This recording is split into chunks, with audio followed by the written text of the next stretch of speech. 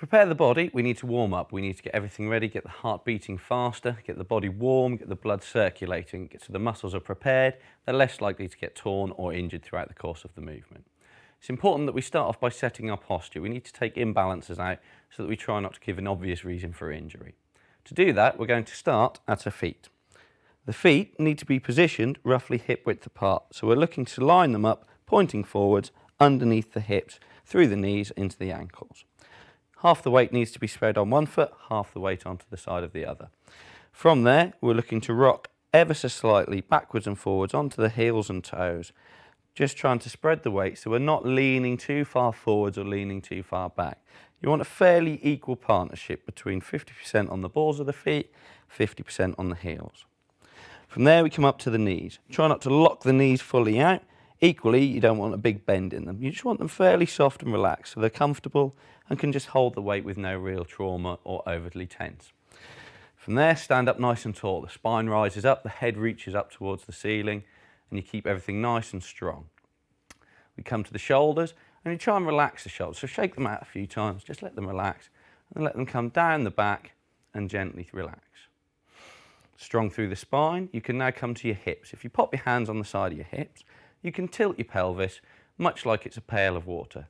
Tilt it forwards, it will spill out to the front. Tilt it backwards, it will spill out to the back. You're trying to work your way through the two extremes until you get yourself in a position where it's halfway between. Somewhere where it's not tilting too far to the front, too far to the back, as if the water was just sitting carefully on the surface. You take a couple of deep breaths from there, breathing in slowly and then out again, before tightening up through the tummy, imagining that the belly button is being drawn slightly towards the spine and down, as if you're wearing a pair of trousers that are a little bit too tight for you. That position keeps nice and comfortable and sturdy. You should feel well balanced out. It shouldn't be too much of a strain. You should feel you can breathe comfortably all the way through the movement. That's your posture set. From there, we need to start building the movement. We start to create a demand within the body. So we've got to start very gently. To begin with, we've just got to tap one heel in front and curl the arms up at the same time before coming back to centre and then doing the same on the other side. And we're slowly away from there, curling the arms, tapping the heels, one after another. Bringing them in, bringing them out. Tap the heels forward, curl the arms up to the shoulders. Working our way through the movement. What this is doing is creating demand in the muscles. The muscles are having to work. They're demanding oxygen to make that happen, which makes you breathe ever so slightly faster. It makes the heart work a little bit more strenuously. And it's nice and steady. The amount of movement that you can do depends very much on how healthy you feel and how much movement you feel you can put in. If you're not feeling very mobile, it might be very gentle, small movement. If you can do big, full movements, so much the better. Try and do the full range that you can use. We can then take it from there.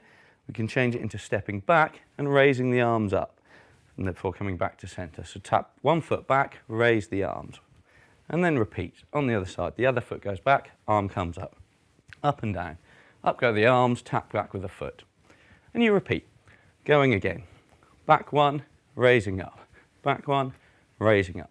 All the time, keeping it moving, making the body work just a little bit harder than it has been.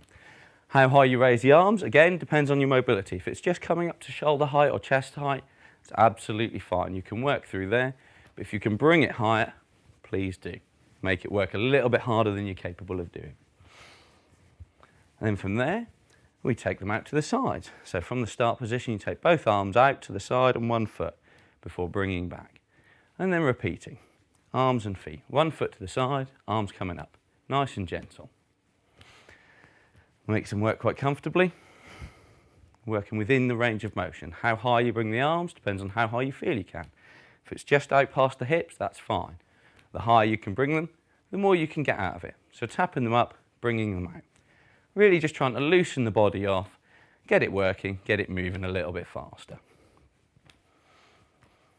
From there, we bring it back into the centre and we just start marching. Bringing the feet up in front of us, pumping the arms, slowly marching away. And it's just building the movements. It's a little bit more complex each time. The movement is slightly bigger. You're looking to make it work a little bit harder. Just taking it forward, pumping the arms, raising the legs, up and down as you go. And then you can start to punch out.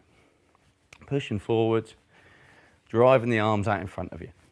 Again, Bigger movements, more muscles used, makes it a little bit harder for the body.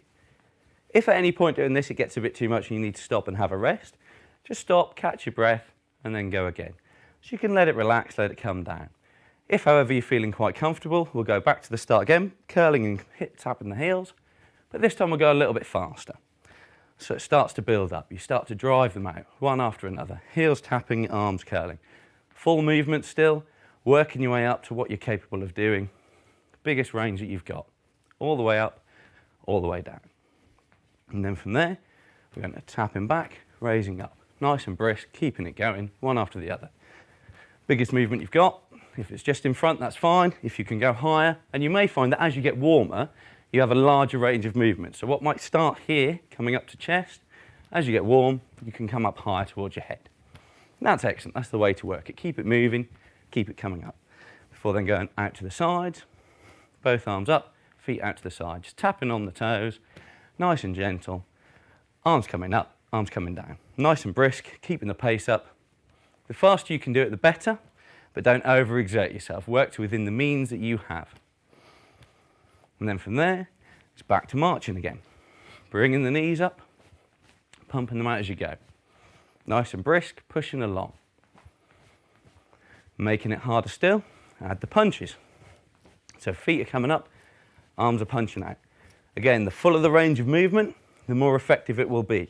The more you can put demands on the body. And the faster you can go, you may find you're almost jogging on the spot, punching out. Equally, that might be too much, and it might just be a case of you lifting the heels, doing short, singular punches. It's whatever you feel you can do. All the time, you're increasing the demand on the body. You're making it work a little bit harder, making it demand, putting the control in. And that should be prepared. You should now be warmer, you should be feeling a little bit tired, but nothing strenuous. You might be breathing a little bit faster than you were before. Now is an ideal time to have a very quick drink before you move on to the main section.